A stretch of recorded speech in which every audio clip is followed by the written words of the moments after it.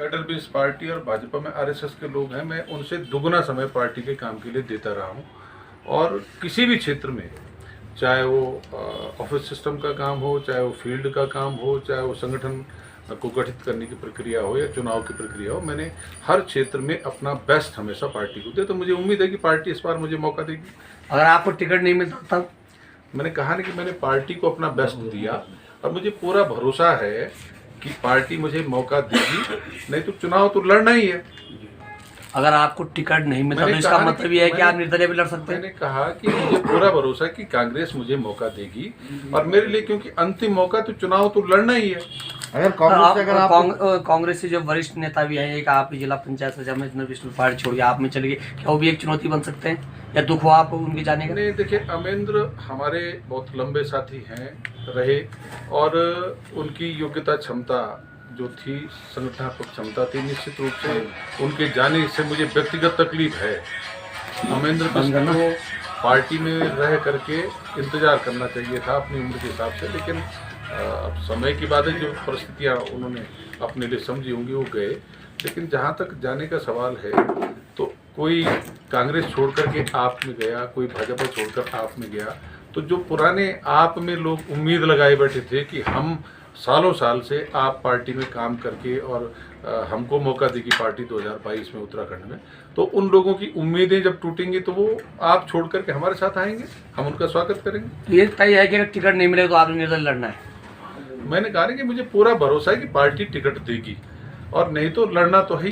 अगर पार्टी आपको टिकट नहीं देती है तो क्या आप कोई दूसरा दल ज्वाइन कर सकते हैं? कोई उम्मीद है? क्या किसी का आपको ऑफर भी है किसी पार्टी की? कांग्रेसी हूँ और मेरी विचारधारा पूरे जीवन भर कांग्रेस से जुड़ी रही। मुझे कांग्रेस पर भरोसा है और अपने आप पर और अपने काम पर भरोसा है। सर, अगला मुख्यमंत्री किसको देखते हैं आप? मैं देख रहा हूँ कि जिस ढंग से राजनीतिक सर्वे आ रहे हैं, जिस ढंग से उत्तराखंडियत को जीवित रखने से लेकर के उत्तराखंड की बोली, भाषा, संस्कृति, उन सारी चीज़ों को संजोने का काम हरीश रावत जी ने किया, तो निश्चित रूप से लोगों का एक बार मन में भावना है कि वो हरीश रावत जी को मौका दिए। और मुझे उम्मीद है कि हरीश रावत जी की सक्रियता इस उम्र में जैसी है तो किसी नौजवान की भी वैसी सक्रियता नहीं है। सर, ये जो बीजेपी का 5 साल का कार्यकाल है, डबल इंजन की सरकार है, इसको आप किस रूप में देखते? कितना लोगों को फायदा हुआ, कितना नुकसान हुआ? ये ऐसा डबल इंजन है जो स्टार्ट नहीं हो पाया। ये घर घर आता रहा लेकिन स्टार्ट नहीं हो पाया, तो चलना तो बहुत दूर की बात है। विकास का पहिया पूरी तरह से जाम। ये भ्रष्टाचार पर जीरो टॉलरेंस की बात करके भ्रष्टाचार के पोषक हैं, जिस तरह से शराब में, खनन में, और उसके बाद अब कर्मकार बोर्ड के घोटाले निकल रहे हैं। NH-74 का घोटाला उजागर नहीं हुआ। इन्होंने लोकायुक्त जो नियुक्त करना था, पहले विधानसभा सत्र में बिल लाने के बाद उस पर ढक्कन लगा दिया।